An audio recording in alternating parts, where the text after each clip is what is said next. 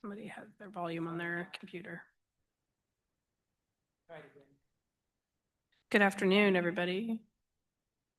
Sounds like it's that one. One moment. Good afternoon. Okay, we have dropped the echo in the room. Welcome, everybody. Welcome, Commissioner Kelly remotely. This is our 4 o'clock work session. We do not have Commissioner Willie with us, but the rest of us are here and we are ready to have a study session with Public Works. And am I turning it straight on over to Chad? All right, just a reminder for anybody who might be tuning in, this is informational purposes only. We don't take any action during work sessions. We don't accept public comment during work sessions. However, we do have a business meeting that begins at 5:30 with a general public comment meeting. You're welcome to share your thoughts then. Chad, take it away. Thank you, Commissioner Reed. So today we want to talk about, is that working? Okay, good. Today we want to talk about funding for pavement maintenance, and this would lead into our 2026 budget discussion coming up this summer. In the memo for the item here, there's a quick kind of summary of the topic and then some attachments. Before we jump into that, I'd like to give some visuals. I think those are always helpful. A few weeks ago, I was here to talk about our department as a whole. We looked at our budget and we had these items of kind of major expenditures. And on the lower left there, you see 1.1 million that we spent in 2024 for pavement maintenance. That was for a mill and overlay project. That's the budget line that we want to talk about in particular. But before we go past this, the line right below there, the 1.7 million, also includes purchasing of asphalt for our maintenance crew. And so when we talk about these things, we have to remember there's contracted work, there's also work by county crews, and both of those go into maintaining the asphalt that we've got. So that was last year's contracted pavement maintenance project location. That's a milling machine that you've probably seen on highways. That machine chews up the surface of the asphalt to a particular depth and prepares it for an overlay. We don't own one of those machines. That's a specialized thing that contractors typically operate. We will borrow a smaller version of that occasionally for our projects, but that's a big one there.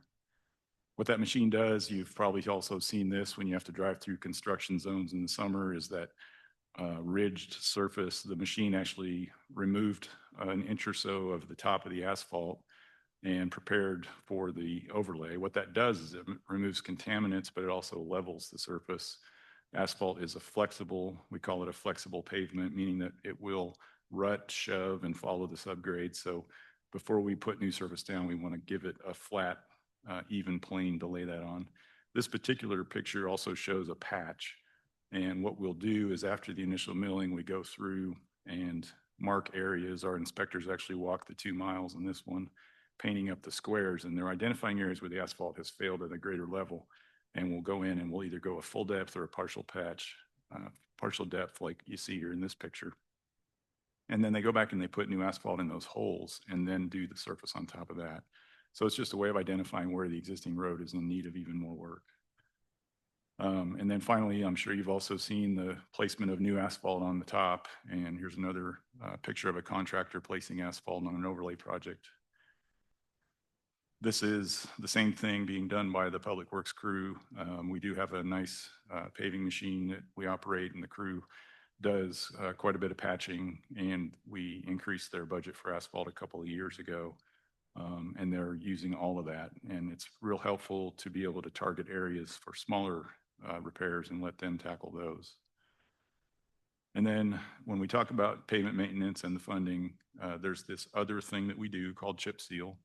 And this is a picture of chip seal where you put down an oil on the surface of the road. It's a tack oil.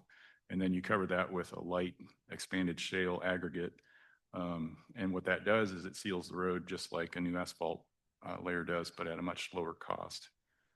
The whole point of either one of these options is always to seal up the road that's underneath so that moisture can't penetrate through the road and get into your subgrade. So when we're doing a chip seal project this year, and that pile is out in the back lot at Public Works now. So this is with 2025 expenditure already, $307,000 for that pile. That's that expanded shale material that I was talking about. It's also known as haydite. So those are all the roads that we maintain in the county. 86% of those are paved and mostly asphalt. And when we decide where to go work on things, we have to really, look at the entire county, what we've been doing most recently, where the highest needs are, and decide how to proceed each year with that funded maintenance work. Currently, the funded amount is 1.2 million. And when we look at doing a mill and overlay versus the less expensive chip seal, that kind of tells us how many miles we can do. And the map that we're using to generate priorities is always showing much more work than we're able to afford at this point.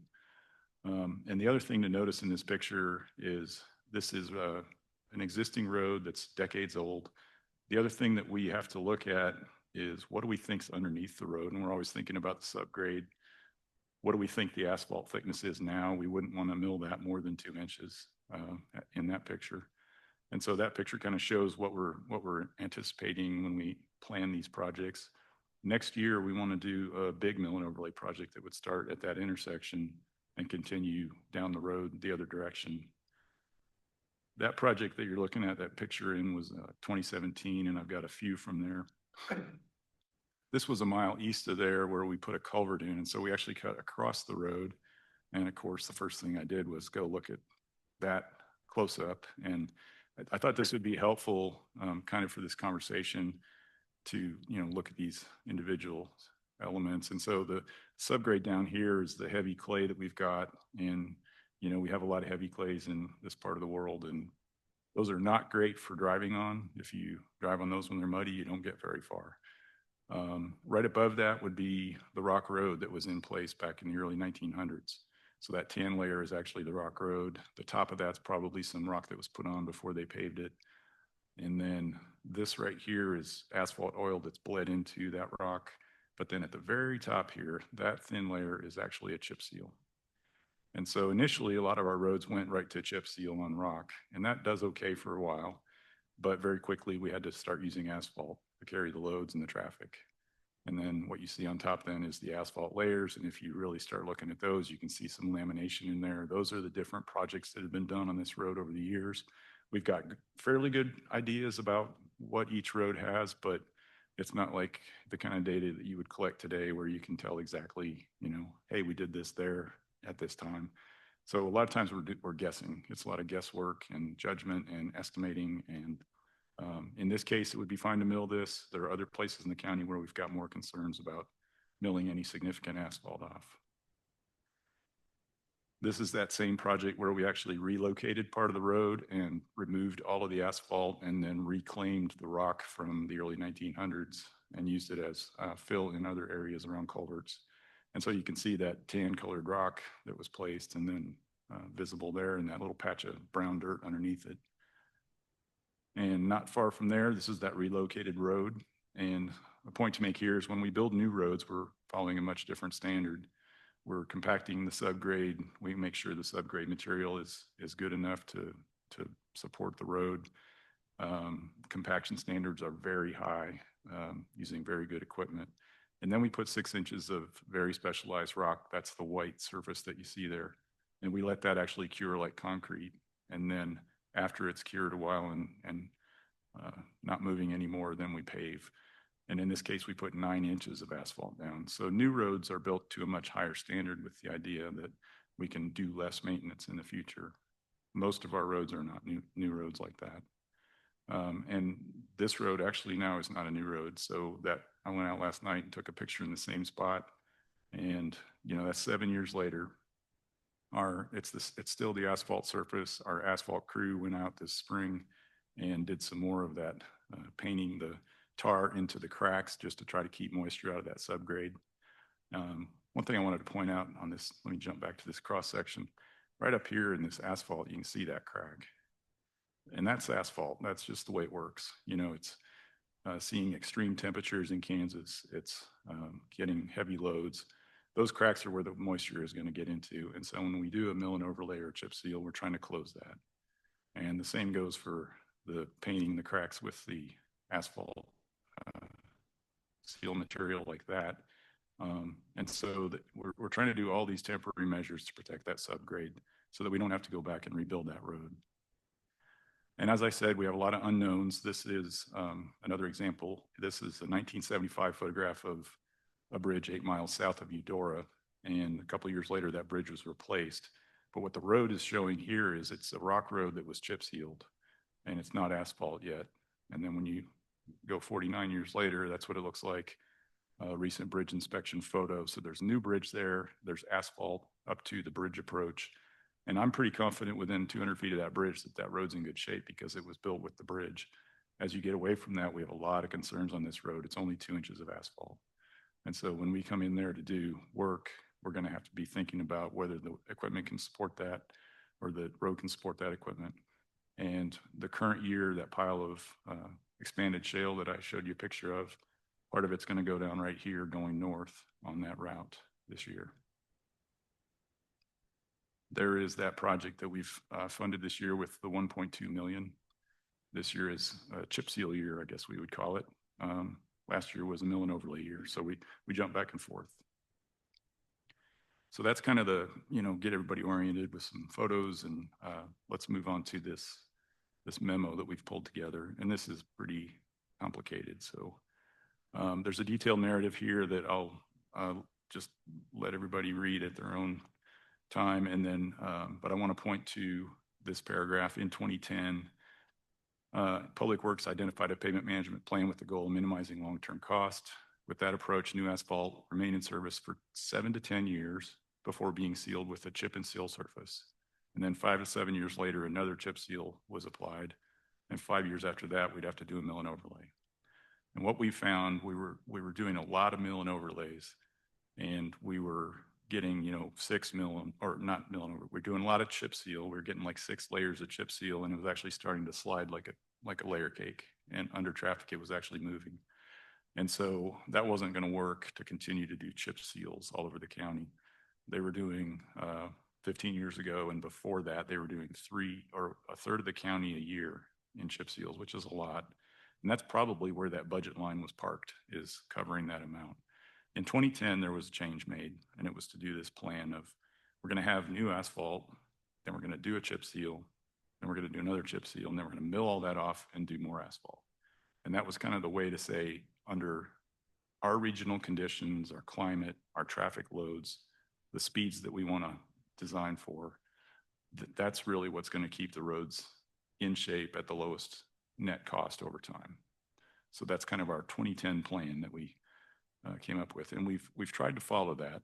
And I'll move on down in the memo here. So we've got several attachments in a current analysis that looked at all of this.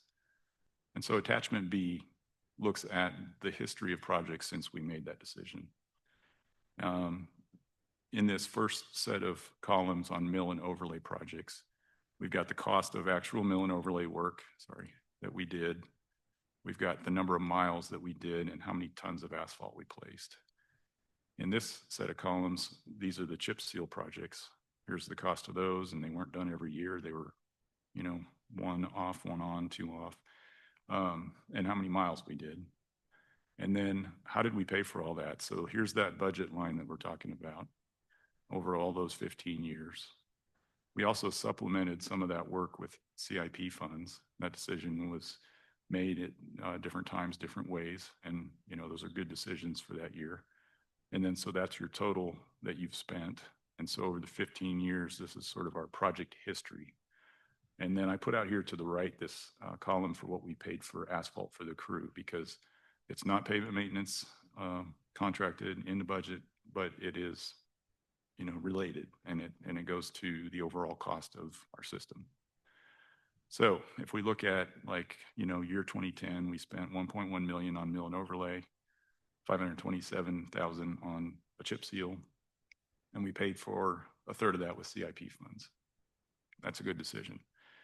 We kind of went along doing that, and we've got this history. And then in 2020, we held the budget line at 1.2 million. And the idea was, we're not really sure if 1.2 million is enough, or we can't really say why it's that number. So let's evaluate before we ask for an increase. And so it's been steady at 1.2 million for 5 years, with the idea that we need to really justify this. This year, we've gotten to the point where we've completed one cycle for the county on that 2010 decision. So every major route has been overlaid in the last 15 years. And so it's kind of the point where we can make an assessment, do an analysis. Going to the bottom lines here, we've spent 17 million on mill and overlay, 5 million on chip seal, 22 million total. And if we look at the averages per year, they're also represented there. So, the question then would be, are we achieving the 2010 plan? Should we be doing more to do what we said we were going to do? Are we doing maintenance at a level that we think is adequate? So while we're looking at the project data, I also put underneath here this chart of asphalt price per ton, and because that's reflected in all these cost records that we accumulated. And the orange line is a trend line, and the blue lines are actually what we paid per ton. And you can see we had some volatile years there where we were all over the place, but the trend line is kind of the basis for what we think things are going to cost. And so we projected that out. Moving on down then to that question of, is it good enough? Are we spending enough? Are we getting there? So we did some calculations, and this would say, we know what it's costing in 2025 to do a mill and overlay, to do a chip seal. If we were to do the plan that we said in 2010, but we're adding this level of, this road has 1,500 vehicles a day, this road has 500 vehicles a day, or this road has less than 200. We put them in categories. And the idea is that based on what we're observing, we think that if we start with new asphalt, we can go 8 years before we do that first chip seal. And then with that, we can go 7 years. And then 5 years after the second chip seal, we have to go back and do a mill and overlay. And so there's sort of this cycle that we are projecting based on our experiences to say, on a road with 1,500 or more vehicles per day, we can go through 3 cycles of maintenance in 60 years. Whereas opposed to a road that has less than 200, we can go 100 years with 3 cycles. And that's important for annual budgeting to try to get us, a consistent funding stream. And so the total cost per mile then for 3 cycles is $1 million, $1,068,000 to do those 3 cycles. Sort of flipping those numbers around then and saying, okay, in 2025 dollars, we're going to do 6 asphalt seals, 6 asphalt seals, 3 mill and overlays in 60 years. There are actually 76 miles of roads with 1,500 vehicles or more. And so when you project that out then on a per year basis to get that to happen, it's 1.3 million per year. Same for the lower volume roads, 600,000, 700,000. So basically what we're getting at is that to actually achieve the goal that was set in 2010, the current 2025 cost of that would be $2.6 million. And obviously our budget has been 1.2, and we've supplemented with some CIP funds. And then just to put one more final sort of look at that, if you're spending $1.3 million on these, that means that on a per year basis, you should be doing 7.6 miles of chip seal and 3.8 miles of overlay. That's averaged. Some years you may do 15 miles and then none the next year. But on average, those are the targets. And those are for the 3 different road volumes. And so the totals then are 15 miles per year chip sealed, 7.5 mill and overlay. That's all summarized right here. So annual cost and what you should be doing per year in miles, what we should be doing. So then taking that's that 2.6 million in 2025, and using that trend line for the cost of asphalt as our projecting forward and backwards. If we had followed the 2010 plan, these are the amounts we should have been spending. And you can see that we're hovering right now, 2.6 million, 2.7, 2.8 is what we should have been. Actual spent has been these numbers. And so what we're saying at this point is we need to look at an increase. Next year, we want to do a 10-mile mill and overlay. And to get there, what we'd like to do is increase the budget line and then also supplement with CIP funds.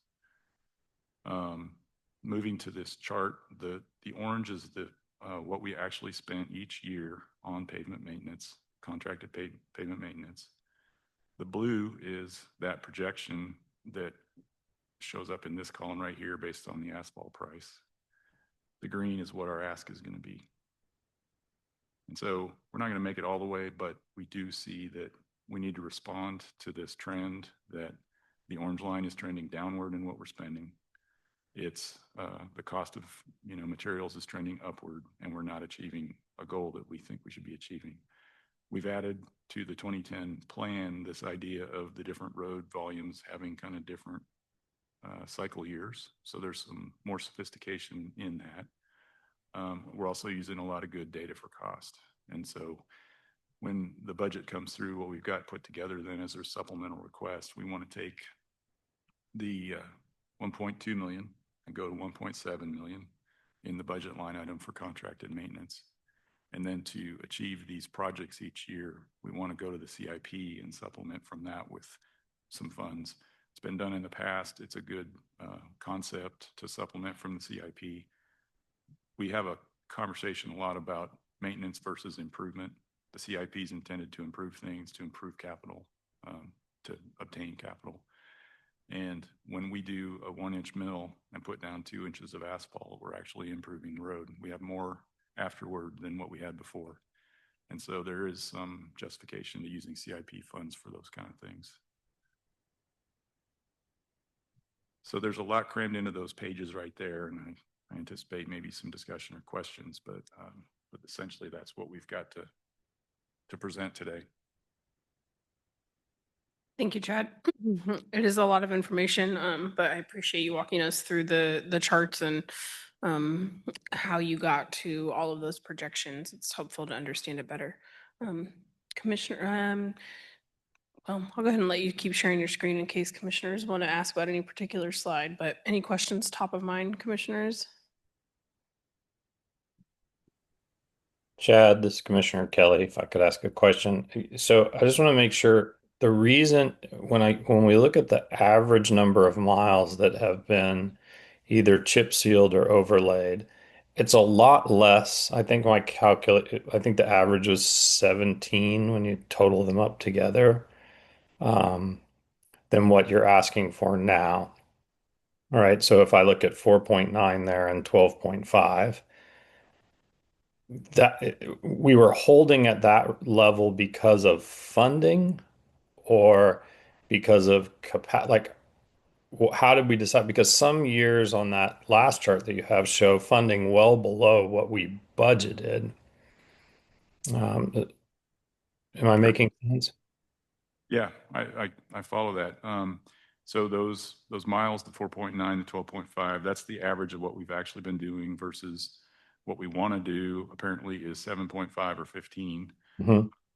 And yes, so we've been lagging, and we've sort of known that. And it has been that funding isn't there to jump way ahead, but we haven't been able to show the cost, show the progress, and then also assess whether it's appropriate until now. And so, yes, we're not doing the miles we intended, and we feel like we should be doing more. Your other part of that though was this orange line and why it was so much less. Hmm. And so 1.2 million is our baseline in the budget request each year, has been since 2020. That money is there pretty much with the exception of 2020. But obviously, with COVID, there was a disruption in supply chains, there was a disruption in personnel. And that year we did a smaller amount of work. We actually, I think, canceled the project because of cost overruns related to supply chain issues. And so we didn't get it spent that year, but all the other years we essentially spent the 1.2 million, and then these other areas that are higher expenditures were all supplemented with CIP. That's helpful. I think when I looked at the blue line there on this chart that you're showing there, it said estimated fund. Your estimated requesting, I guess this was requested funding, not the funding that was actually provided. Um, that would be another line that may be helpful, I think, in looking at that for me. It's just one more thing on the chart. I get that, but that was something I was struggling with when I read through it. So thanks for your explanation. No, that makes sense. The budget authorization would be a good thing to have on here. Yeah. The blue line is this calculation above of what the estimated cost of the Mhm. plan would be. That was up here. Nope, sorry, I went right by it. That was right here. Yeah. Yeah. So, taking the 2025 dollars for what we think we should have spent this year for a 2010 maintenance approach, deflating that by the trend in asphalt prices, you get all the way down to 1.4 million in 2010. That's that blue line. So the green line is getting us a lot closer, and that's the ask that we think we want to go for here in terms of the budget. And the $500,000 out of CIP would be in line with prior year CIP expenditures. Thank you. Chad, I'm curious, and I think I heard the answer to this, but I just want to pull it out and make sure. As part of this assessment, the pause at holding the line at 1.2 million for the past 5 years, doing sort of all these calculations and projections about what the estimated cost of the 2010 plan was part of that analysis and assessment of, is the 2010 plan still ideal for us and what we project to be sort of the best path forward, with a little bit more nuance and sophistication around determining those roads that would need to be, that could be on different cycles. But am I understanding correctly that you still feel confident that that plan, if we can, step up the funding to it, is the right plan for the next 10 to 15 years, I suppose, or Right. longer term, but that feels solid to you and your team? Yeah, it does. I came to this fairly new 10 years ago. Keith Browning, my predecessor, was much more versed in asphalt and materials of asphalt and road maintenance planning, and came up with the 2010 approach. Doug Stevens was also worked with him to come up with that whole plan. That plan is sound, again, for the traffic that we carry in the region that we're in, the climate we're in, the materials that we have under the road, on the road. Those are all factored in. And then what we are kind of showing you now is the sum of a lot of, years of conversations and meetings about how can we get to the point where we feel like we're keeping up, basically. I showed you that picture of the 7-year-old brand new road with all the seals in it. So under the plan, we would be chip sealing that next year, and we're not, and we know that. And so the idea is, we have the sense that we're falling behind and maybe not keeping up, and we just want to be, very deliberate about how we go about this. And if we're going to ask for more funding, and this was the 1.2 million has been that way for 5 years because, one of the last things that Keith did was say, we just haven't been able to do an analysis on our progress. And he planted that seed that we should do that. And when the very next year, the request from the inspectors was to spend another $500,000, I said, we're not going to ask for that. We have to first justify that. And so we've been in this holding pattern, but I think it's sound, and I think it's based on some really experienced people in many years of, doing this work. Yeah, thanks, Chad. I really appreciate that approach and how thorough and sort of a real holistic view based on experience, knowledge, some analysis of data, what's been possible with the funding, what you feel like you've fallen behind on, and how to be able to meet that capacity. So thank you for that. My other question is just, I think I heard you say that you anticipate much of the, if the budget requests were approved and this allowed you the opportunity to do more work, that it would primarily be contracted work. Does that, or do you think that it's going to really increase work both internally and materials and labor wise and for contracted work? Or do you anticipate that it's predominantly going to be in that contracted category? This would be in the line item in the budget that says contracted pavement maintenance. And we have that asphalt funding for the crew. We've already gotten an increase there, and that was mainly based on the increased cost of materials. And so, no, this is contracted work. Yes. Thank you for the presentation. In your assessment, have you identified the roads that you would want to start for all of your maintenance? Yeah, so we have 188 miles of asphalt road. And, last year we did a mill overlay on Route 1029. The year before we did the same road further down south. We know, what I'm driving at here is we know where we've been. We can tell roughly where we're going. This year we're doing a big chip seal. It's on the east side of the county, south of Eudora. So we sort of know where we're headed next. And next year's project, we anticipate we want to try to mill the road around Clinton Lake. It's 10.25 miles from the Lone Star turn up to Stull. We have a real good idea about where we're headed next. It's basically every paved county route is on the plan. It's just a matter of whether it's this year, next year, or 8 years out. Okay, thank you. And then as you look forward, are you anticipating that you might take a look at any of the gravel roads that have a fair amount of traffic on them? That would be a completely different issue that, we actually talk about a lot. We get a lot of calls about that.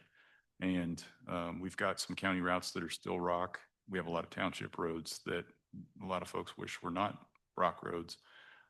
That's a different issue. And, the paved roads have grown up over time based on travel demand. And we're kind of in a good spot, I think. There are some roads that are carrying some heavy traffic that are rock that could probably start to talk about, but that's a big, big investment. It is. And so I was just curious if you're looking from a county perspective on the county roads, if you were looking forward at any of those particular roads as a part of this assessment.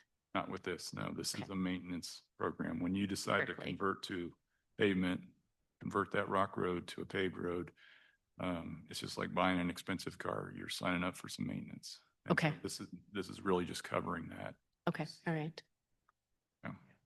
Okay. Yeah. I just wanted to be clear for anyone that's listening, right? So Right. that we just strictly understand that this is strictly maintenance and that this would not, that we would not be chip and sealing or paving any particular rock roads. Right. Yeah. Yeah, and Sean just mentioned CIP. So if there were to be a conversion to a paved road, it would come out of CIP, not the budget. It'd be something that would be planned over a long term. Yes. Okay. Thank you. Have you noticed any change in traffic patterns over the last few years where some roads are being used more now than maybe they were 5 years ago? Yes, all of our roads have steadily been increasing, but in particular, Route 1061 south of Eudora is seeing a lot more traffic, a lot more truck traffic. There are things going on in Johnson County that are generating traffic that's crossing the line. Obviously, with the Panasonic plant and what might spin off of that, there's other long-term increases that we're anticipating there. Our busiest road in the county was the road to Lecompton because of the river crossing. The bridge over the river that we maintain there brings a lot of traffic into the county, but that's starting to take a backseat to 1061, I think.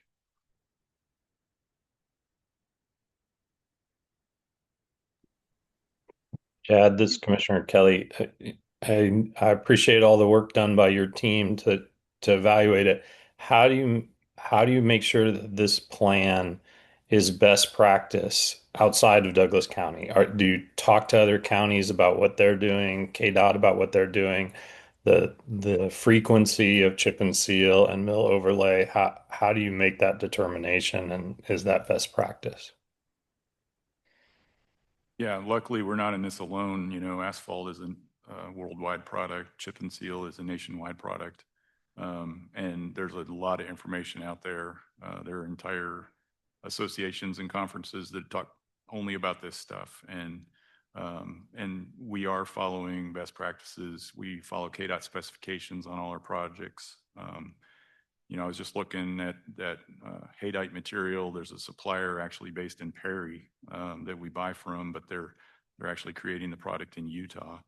But that haydite material is a specialized material that's used nationwide for chip seal. And right on the website it says this will extend your asphalt life 7 years. And so those statements that we're making, those are echoed a lot of places, and we're probably echoing them from the places. So it's shared information that is probably consistent. And when you compare yourself, like I can see the manufacturer telling you it's going to last 7 years when we may be able to stretch it for 8 or 9. But what do other counties say?